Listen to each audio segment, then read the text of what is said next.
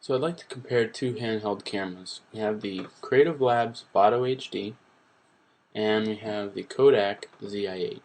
Now this is a newer model. It's came out within the year, I believe, and this is a couple years old. Um, the Vado starts off at goes up to 720p, 30 frames a second HD video. It has 8 gigs built-in memory. That gives you 2 hours of video on the highest quality setting, and it also has 2 hours of battery life. There's a downside about that 8 gigs built-in memory. You can't expand it, you can't pop out the disk and put out a new one, so you're stuck at 2 hours unless you want to lessen the quality. Um, it has very slim design, and the biggest feature, for me at least, is the very wide angle lens. It just captures so much compared to any other camera out there. Um, it has a smaller file size than most. You get 8 gigs worth for 2 hours. When you compare that to the Kodak, if you do the 720p, with 30 frames a second, you get, I believe it's about an hour for 8 gigs. The downside of it is that this has no expandable memory, while the Kodak does. That takes a SD card. This has built-in, so you're stuck. Um, I've noticed a lot of noise with the colors. It kind of oversaturate the colors. They're not true to life.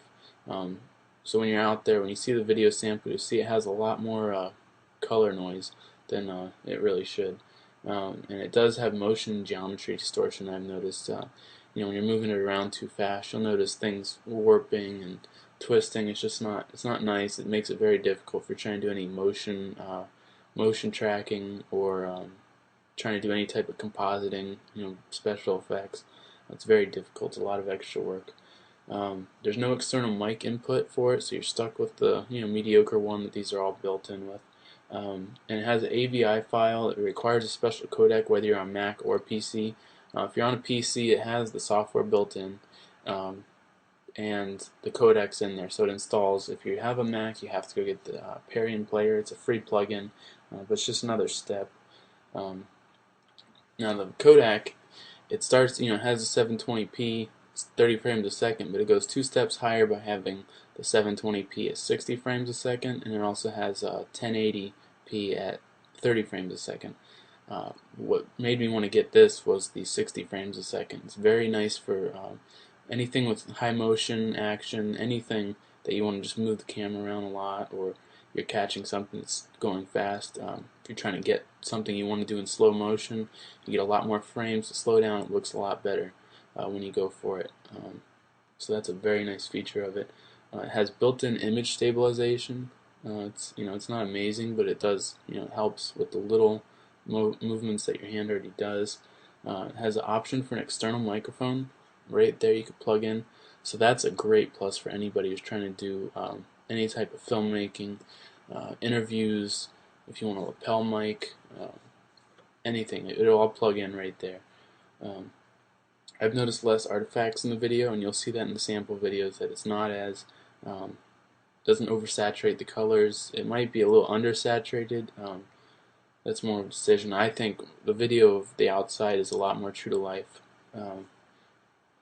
It has a .mov codec, so it's great for Macs. I'm not sure if you're on a PC, you might have to get the QuickTime player. I'm not sure how that works, but the MOV file is very nice.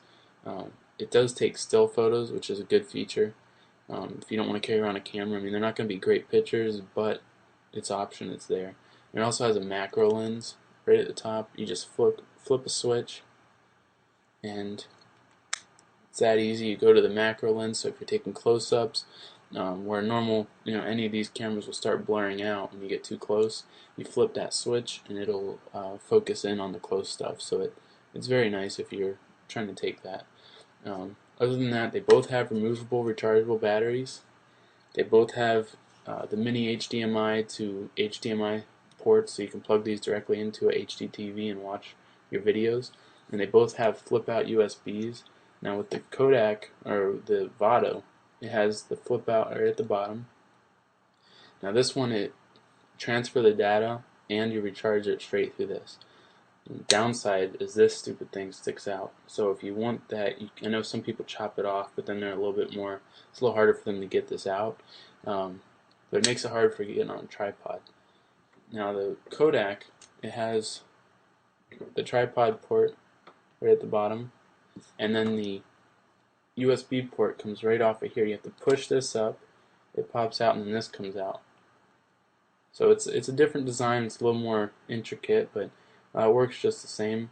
The problem with this is that's only for data transfer. It doesn't recharge it to there. To recharge it, you have to go to this port, which is just like a normal, prong plug-in. It comes with the cable, so you plug that in. And fortunately, it's a USB, so you can plug it into the computer as well, or you can use the adapter it comes with to plug it into the wall, so you can use that. And then this thing is great because it also works for iPods and all that. So you can, anything that takes the USB, you can recharge it through there. So all in all, they're really good cameras. I like them both. I might like the Kodak more. I'm really undecided anymore ever since just comparing the videos. This one's great if you're the Kodak, not the Kodak, the Vado's great if you're a vlogger. You want to only hold the camera a little bit far away from you and get a wide view of everything. It's a lot smaller, less cables to carry around. There's no cables actually. You just pop this out, you recharge it, and transfer data. The only downside for mobility is that you can't have extra SD cards. With this, you could pop a 32 gig SD card and have a lot of time on it, or have multiple and take them out, just carry extra batteries. But there's that extra, charging cable you got to carry. If you want to use with this, the YouTube, you won't be able to take advantage of the 60 frames a second, unfortunately. So if you're really trying to look for something for YouTube, I would really focus on, if you want the new 1080p they're offering. I know on YouTube you can now do videos on 1080p, so this will take advantage of that. But if wide angle is really your thing, I'd probably go with the Kodak. It's really just a choice, whatever you want. Just take a look at the sample videos, decide which one's best for you, and then hopefully that helps you with your decision on your purchase. Good luck.